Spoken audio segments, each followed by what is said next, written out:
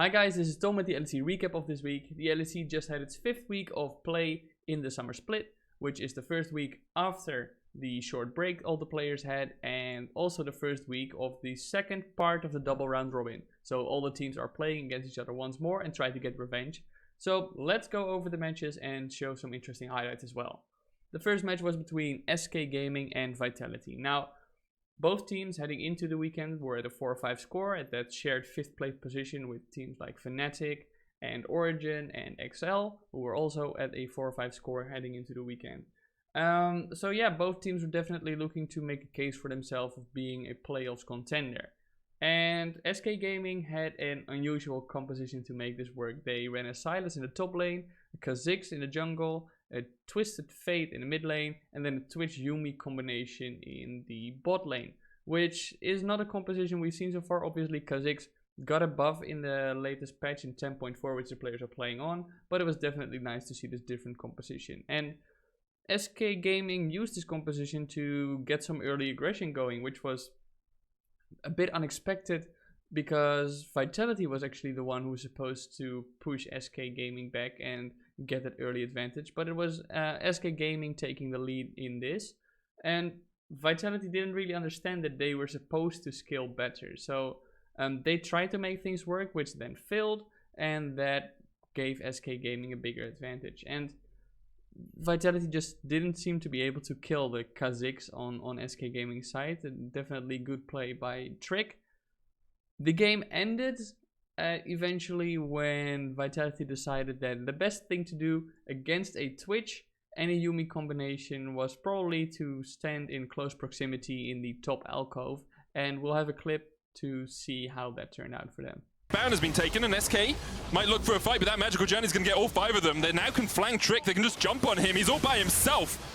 We're trying to just invisibility. stop the recalls, I think. Stop the backs, the Alcove game is going to come out. This. Vitality, here we go, big fight, SK looking to try and catch out Vitality. Vitality got stunned up, Crown Shot goes on a rampage, there's 2 for him, Cavalry Shot chased off as well, Comp and Lebrov running away, but the stun card lands and Comp is done for. Genax takes him, Cavalry Shot taken out for the 3rd kill of the fight, Crown Shot, and only Lebrov can walk away. The second match of the day was between Rogue and Schalke 04. Now, heading into the match, everybody expected Schalke 04 to have a difficult time against Rogue, because Rogue, definitely at the top of the standings with their 7-2 scoreline overall, and Schalke heading into the week with a 1-8 scoreline. And it wasn't much of a fight either. There's not much to be said about this game. Rogue just had a very comfortable start with some early kills, and they just snowballed from there. Definitely worth mentioning. I think I keep saying it in every recap now, but Larsen had yet another incredible performance in the mid lane for Rogue. This meta definitely suits him, and it's very difficult for teams to target him, apparently. He keeps getting away with this. Very good performance for him overall. Rogue with a comfortable victory. Then there was Fnatic versus Misfits. Now, a very interesting matchup because of how the first one went. Misfits versus Fnatic in the first half of the summer split was a very memorable game when Misfits took a very early lead, but then threw the game massively and Fnatic turned it around. So heading into this match, Fnatic was set on repeating that performance and Misfits was set on getting their revenge. And Fnatic had an unusual Senna Braum combination in the bottom lane. Nobody was really sure what they were going for with that. And they did struggle a lot at the start, especially Bwipo in the top lane. He was being bullied, was being killed over and over, and Misfits was just getting all the Drakes, all the necessary objectives, taking a very comfortable lead. Febiven and Dandan especially were incredibly fed in this game, and yeah, it just looked like Misfits was cruising to a victory against Fnatic and getting their revenge. At 27 minutes into the game, Misfits had a Baron buff. They had all the 4 Drakes and they were sieging on Fnatic's base. But it's unimaginable and still baffling that this happened. But there was one team fight at the Elder Drake that was pretty important for the outcome of the match. The objective's been started, they can see it getting chipped away at. Maybe this is Bwipo's time to flash in to devour, but he still has to outmatch a Callista Ren, so it will be difficult. Making sure that all Fnatic members are coming from the same side. Dandan does have a very deep flank. Nos gonna get the party kicked off. Now Razor gonna flash forward. The RKO coming back. Rainbow's gonna try to heal across the rest of the team, but Whipple's still alive. They managed to get one before the fight even goes through. Dan isolated off to the side. Cho'Gath though slowly getting chipped down. That's the double shockwave. Fnatic pushing forward. Fnatic, are you kidding me? They're crushing through the fight. It's all eyes on Featherman, but he's locked up. The concussive blows are too much for him to deal with. The triple kill for Nemesis. Hell of a rough early game, but what a turnaround for the boy in the mid lane. And from here on out, the same thing happened. History repeated itself. Misfits threw the game, literally was in their hands, and they dropped it. Fnatic turned it around, and they won. Misfits just completely into that game. Must be incredibly frustrating for them, and obviously very disappointing to watch as well. And overall, this match I would say was pretty disappointing from both sides. I'd hoped that Fnatic had regained their confidence a bit and was playing better.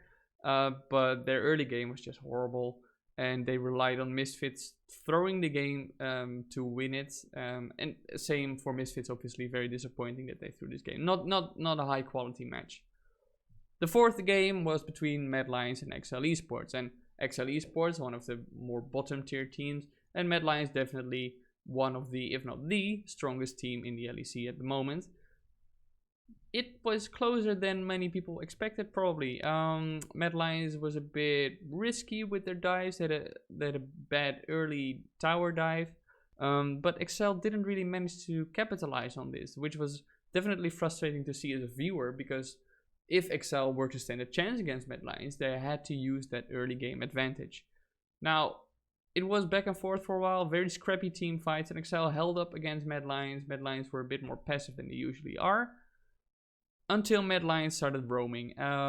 They had a Pantheon and a Twisted Fate. They got back in the comfort zone of the back of those two champions, definitely. When more team fights occurred, you could see that Mad Lions was just more comfortable, more in sync, better prepared and better trained, and just overall more skilled in those team fights. They are maybe the best team fight roster in the LEC at the moment. And they showed it against XL, and they, from there on, had an easy win. Now, the fifth and final game of the day is G2 versus Origen. Origen, with their new support player, Jacktroll, who they signed and got away from Vitality's bench. And he is replacing Destiny this weekend. So it was interesting to see how that would go. On G2 side, obviously, Perks returned from his holiday. And everybody hoped that G2 would step up again and show, all right, we know we messed up in the first half of the summer split, but now we're going to turn it around and show everybody that we're still the top team in the LEC. Well, they didn't. They didn't show up at all. They once again picked a Kog'Maw in the mid lane for caps. This time they had a Cannon in the top lane with on Wunder. And the early game was okay-ish from both sides, but at some point Origen just seemed to have flipped the switch and was going ham, especially Alfari in the top lane with his Malphite. He was sitting at 5-1 score at 20 minutes, so that was incredibly powerful from him. Upset was at 3-0 at 20 minutes, and Origen was sitting at a 9-2 score overall already at 20 minutes. They just completely stomped G2. G2 was nowhere to be found in that game, and each player was getting caught out in weird positions. They didn't know how to approach the team fights, so definitely a poor showing from G2, and Origen actually stepping up with their new support, getting the win. Then on the second day, we kicked off with SK Gaming versus Schalke 04. Schalke 04 again.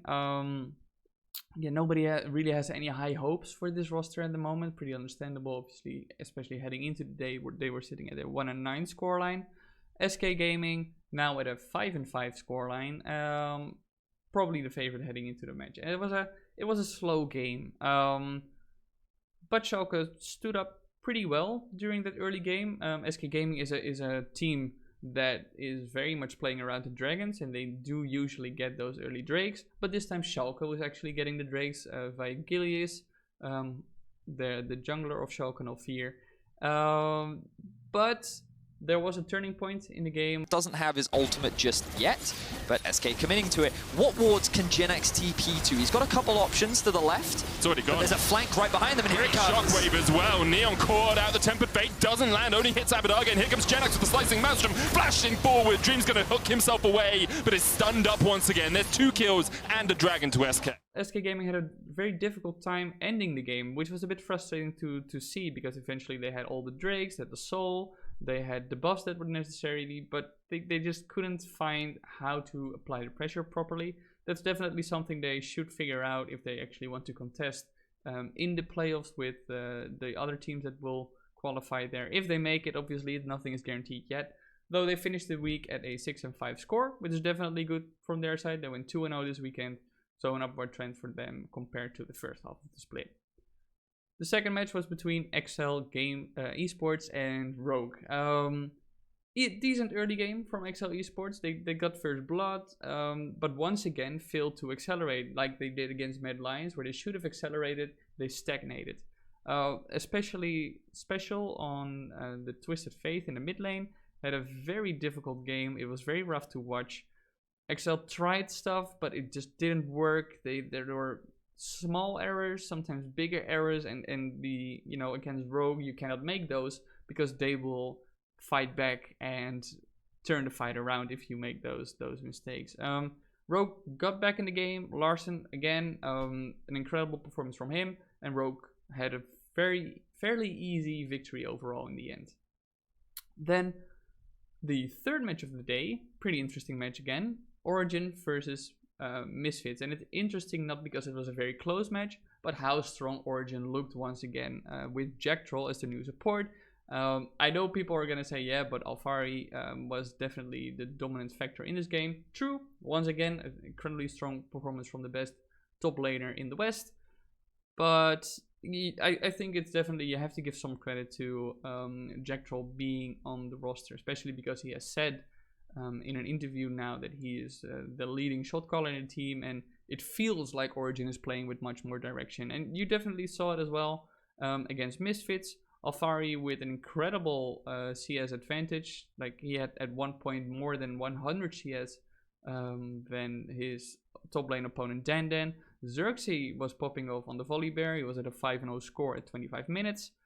Origin was just slowly winning. Misfits did manage to steal a Baron, and we do have a clip of that. Yeah, now we're also going to watch Alfari is somewhere in the fog of war, very likely looking for a flank onto these Misfits users. If they push forward into the river, there's going to be a cannon there ready on the collapse. Alfari's just south, he's in the middle lane. Dan has not teleported yet. The cullings come out. Dos takes a couple of shots, but frankly, that wasn't great. Baron's going very, very low. Flashes are available. Alfari's coming in from the side. True Shot Barrage is fired out. Razok is in the... But he's stolen it! He's stolen it! Turns the game around after getting the Baron. That's too much of a stretch. Doesn't turn the game around. Stalls the game out. Stalls the game out.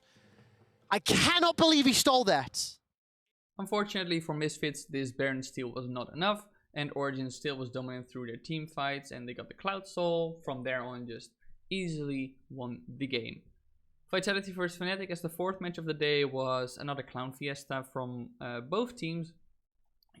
I think many people had hoped that Fnatic, after their narrow victory against Misfits, would step up and show their great team fight coordination, which they showed against Misfits in a later stage of the game, now consistently throughout the match against Vitality, but they didn't. They did have a slight upper hand in the early game. Selfmade was doing well on the Kha'Zix, which, according to the Reddit analysts and the Twitter analysts who have far more knowledge of compositions than I do, Kha'Zix was a bad pick for Fnatic, but Selfmade was doing incredibly well on the Kha'Zix. There was one moment though where he seemed to go for a faster recall to the base than was necessary. But Selfmade needs to get one more fear. He can taste it. And it is Skeens for the double. All right, now that is an excellent punish there from Selfmade. Will this connect? Dun, dun, dun.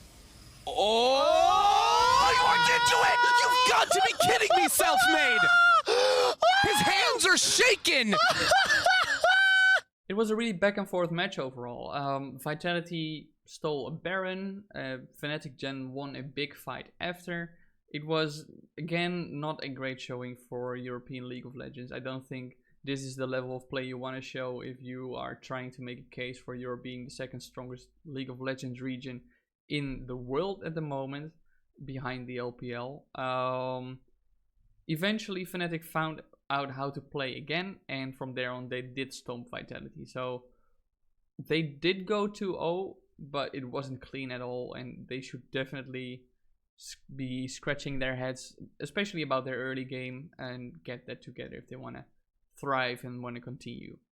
Now, the fifth and final match of the day was G2 versus Mad Lions. The match of the week, obviously, because Mad Lions top of the standings, the new kings in a way, tied with Rogue though. I'll have to keep saying that because people forget about Rogue when they are doing extremely well. Anyway, the new kings versus the old kings. Let's put it like that, for narrative's sake. Yeah, super slow early game. Mad Lions did get 3 solid kills in the early game, so it was looking good for them.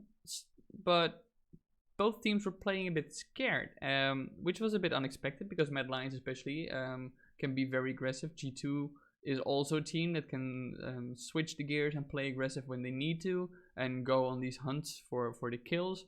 But yeah, that didn't really happen. They were it seemed like they were avoiding each other, respecting each other's team fight and punishing skills. Mad Lions did play a bit too bold sometimes in the match, and when that happened, G2 definitely punished that, so that was a good showing from them.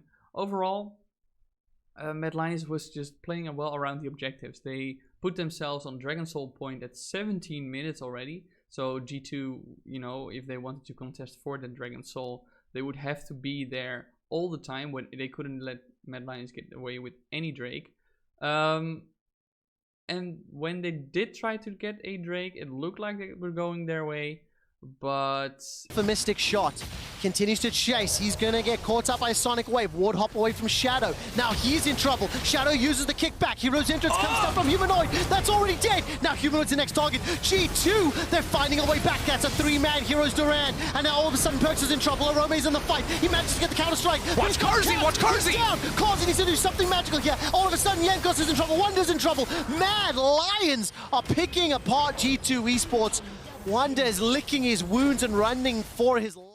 So what started as a slow match with teams playing a bit scared, eventually the Mad Lions smelled blood. They grabbed their prey and wouldn't let go, to give that analogy. It was definitely a dominant showing from them overall. G2 didn't have a chance, and with how dominant this match went into Mad Lions' favor, you just have to acknowledge that this is probably a new generation of top tier teams, and they are at the top so far. It's the way they play makes a strong case for them being the undisputed best team in the league, I would say.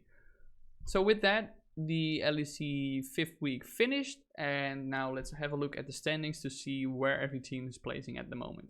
At the top of the standings, we still find Mad Lions and Rogue. At a 9-2 score overall, they seem locked in for playoffs already. Then there's Fnatic, Origin, and SK Gaming, all at a 6-5 score overall. Definitely turning things around for them, all three having a 2-0 weekend. 6th place is shared by G2 and Misfits at a 5-6 score, both going 0-2 in this weekend. Then there's Vitality and XL at a 4-7 score. They will definitely have to turn it around and crank it up if they want to have a chance at making it to the playoffs.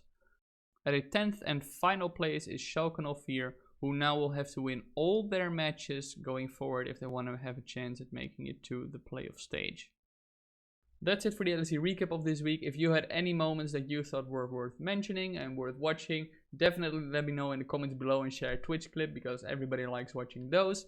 If you like this video, don't forget to like and subscribe and stay tuned for more content.